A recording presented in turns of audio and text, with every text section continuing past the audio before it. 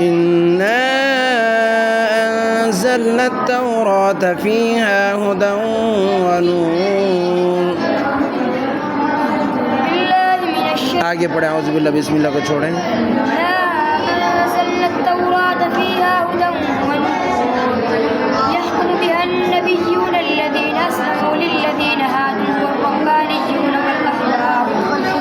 والربانيون بما استحفظوا من كتاب الله وكانوا عليه شهداء فلا تخشوا الناس واخشوني ولا تشتروا بآياتي ثمنا قليلا ومن لم يحكم بما أنزل الله فأولئك هم الفاسقون.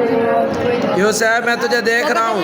عليهم فيها أن النفس بالنفس والعين بالعين والأنف بالأنف والأذن بالأذن والسن بالسن والجروح بالسن فما تصدق به فهو كفارة له ومن لم يحكم بما أنزل الله فأولئك هم الظالمون. وقفينا على آثارهم بعيسى ابن مريم مصدقا لما بين يديه من التوراة وآتيناه الإنجيل فيه هدى ونور ومصدقا لما بين يديه من التوراة وهدى وموعظة للمتقين.